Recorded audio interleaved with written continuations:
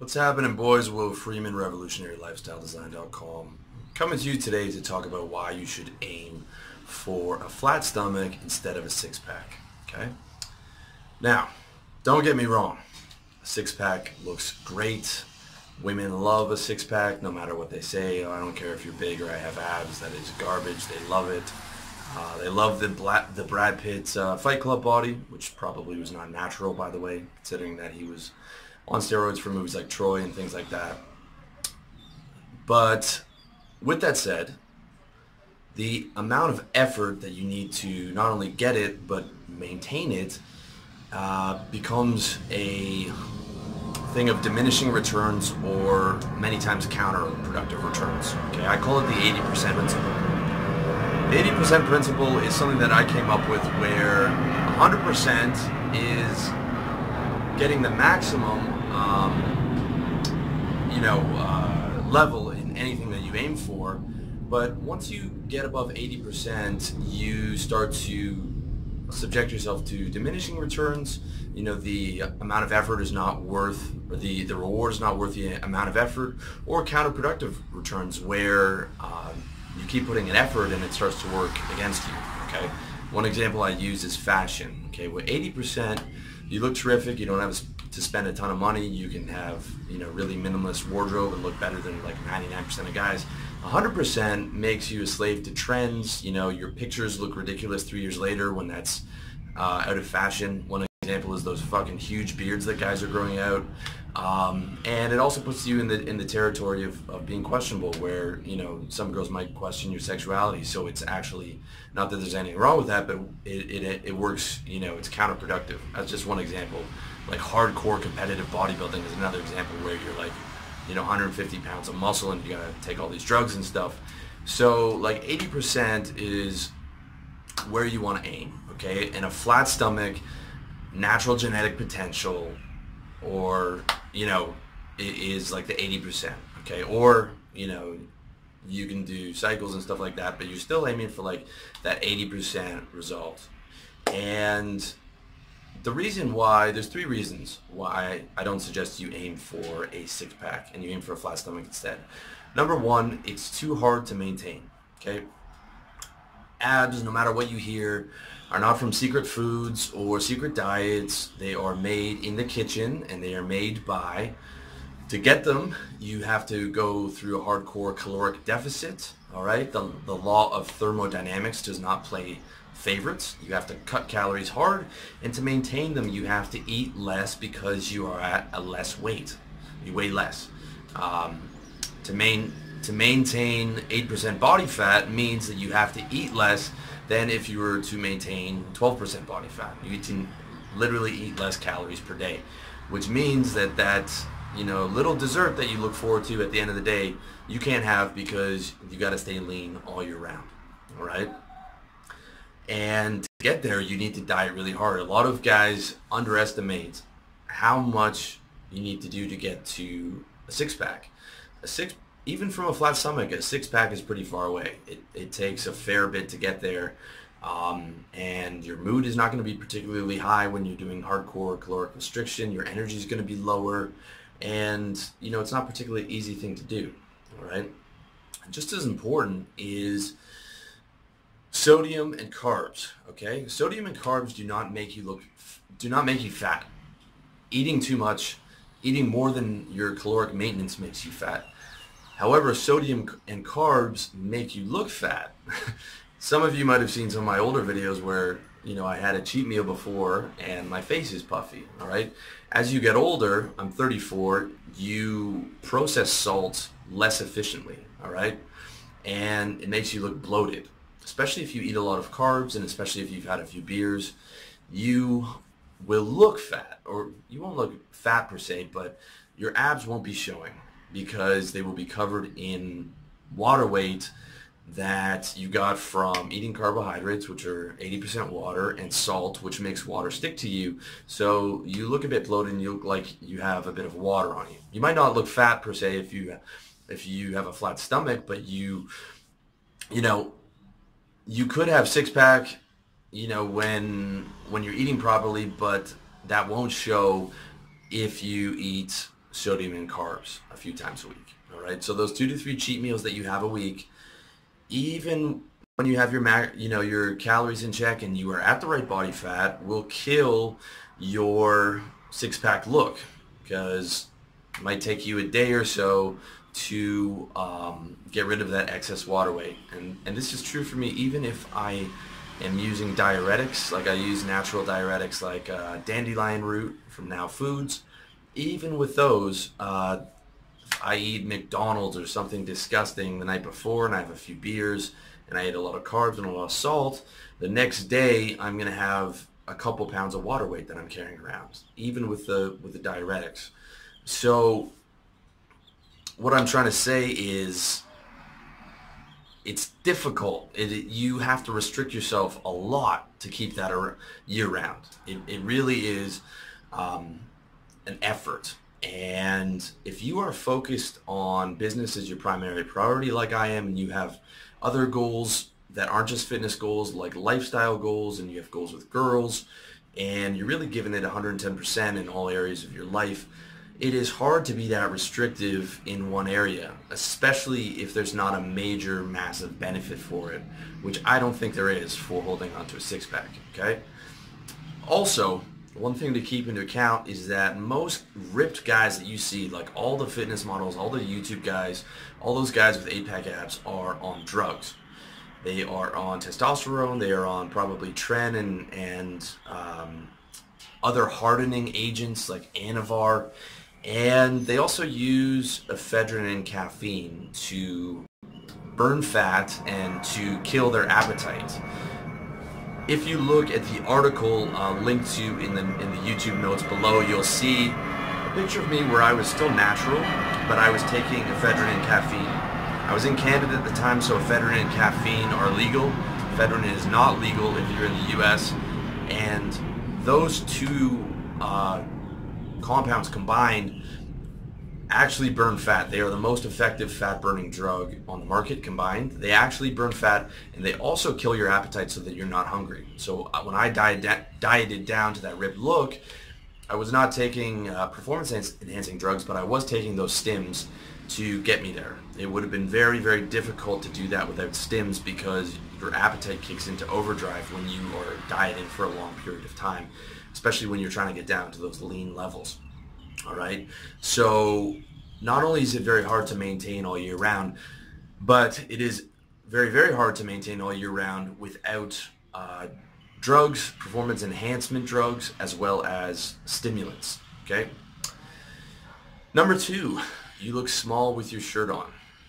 Okay, if you are on drugs, this does not apply. You can still be big and have a six-pack. Or if you are a natural mesomorph, which means that you put on muscle very quickly, or if you are naturally tall and broad-shouldered, then you can still look big and have a six-pack because you have a wide body. You have a wide body, you're tall, you have a wide frame, and you have good genetics, so you can put on 50 pounds naturally instead of the 35 to 40 pounds that most guys get. For me, I'm 5'10", I'm small-shouldered naturally, and my natural genetic max is about 38, 40 pounds. So when I was super cut, okay, I did not look particularly big, all right? So I'm 5'10", my high school weight was 120. My natural genetic max, I got up to 180, but I was fat. I wasn't fat, but I had a bit of a gut, okay? I got that down to 165 with a flat stomach, and then I got that down to 157, which was like at 8% body fat, and had me looking ripped. As you can see in the article, I looked like a lightweight UFC fighter, all right? I looked really good with my shirt off, and I had a lot of compliments from the girls that I was seeing, but with my shirt on, I just looked like a slim fit guy. You might not have even known that I worked out, or you would have thought maybe I worked out, but I just did push-ups and, you know, crunches and things like that, because I'm naturally so fucking small without, you know, I'm naturally so small that my max only gets me to like 157, which is not particularly big, all right? And I'm only average height, so it did not look like I was a big guy, especially I mean, with a tight t-shirt, it looked decent, but it's, you know, if I'm wearing a suit or if I'm wearing something that covers my physique, you know, you probably wouldn't have even known that I worked out, or that I lifted. So, you know, it was great for taking my shirt off, but with my shirt on, I did not look particularly big, and that's going to apply to a lot of you guys. It's part of the reason why I'm not natural anymore, and you know, I maxed it out, and it just, you know, I actually look better with my shirt on when I was 165 at a flat stomach than I did at 157 where I looked a bit too slim. Okay, so that's one thing to keep in mind. You probably won't look very big with your shirt on when you're too lean. All right, and part of that is because every time you cut weight, you also lose muscle. So not only was I losing a bit of fat that was making me look bulkier, but I was losing muscle. All right. So when I was 180, with the bulk, I probably had, you know, 46 pounds of lean muscle. But getting down to 157, I probably only had like 38 or 39 pounds of lean muscle, because every time you cut, you lose muscle. Now, if you check out my article, How to Cut Without Minimizing Muscle Loss, you can do that, but you do always lose muscle unless you're on drugs. Okay, so that's something to keep in mind. Lastly, number 3, it's overkill. All right, if the girl is taking your shirt off, the battle is already won. She can't see your six-pack in your shirt when you're walking around. She can't see your six-pack in the club. She can't see your six-pack until you already have her back in your bedroom, and victory is yours, so to speak. Okay, so for most women, it is overkill. If you are at your natural genetic max and you have a lean or you have a flat stomach, you're going to look better than 99% of guys. No girl in the world is going to complain when she takes your shirt off and all she sees is, you know, a naturally maxed out guy who's got muscle and a flat stomach. She's not going to complain and say, I don't want to fuck you because you don't have a six-pack. That will never, ever happen. All right. So for the most part, it's overkill. For the amount of work that you have to put in, it is overkill. However, those are the 3 reasons why I don't recommend trying to maintain a flat six-pack all year round. However, there are 2 exceptions to the rule, like there always are, but they are more temporary. Or I'll put it like this, okay? Exception number 1 is if you make a living off your body. If you're a personal trainer, or you are a YouTube fitness guy, or you are a fitness model, then having a six-pack is probably a good idea. However, you're going to be on gear and you're going to be on stims. Every guy who makes a living purely off of his body is on drugs, in my opinion. There are very, very, very, very few natural guys who make a living off their body, even the guys that say they're natural, all right? I don't buy it for like 99.9% of them. No disrespect to any of those guys, but I just don't buy it, all right? Almost all those guys are on drugs, and if you are in the business of purely making money off your physique, then you're probably going to have, be at 60 pounds of muscle, which is like 10 to 15 pounds over your genetic limit, and shred it. Especially if you're going to be showing those videos on YouTube and doing modeling shoots and stuff like that to get clients, because your body is your calling card. You know, I do lifestyle, so all I have to do is be, as far as I'm concerned, I just have to be fit and in good shape and you know, look good. When I do my fitness book or my fitness video, I probably will go for that six-pack look so I can put it on the cover and stuff like that, although I'll be completely honest about how I get it. But at this point, for me, it's not paramount. But if you are making your living off of it, your body is your calling card, so you need to be, you know, maxed out in that area. The other option is the temporary option, okay? If you are going on spring break or something like that for a week and you know there's going to be girls running around and you really want to show off and get shredded and get some girl attention, or maybe you're going into the summer and there's going to be a lot of pool parties and a lot of beach parties and a lot of stuff like that, then you can get shredded for the summer, okay? As long as you get like a decent amount of time out of it.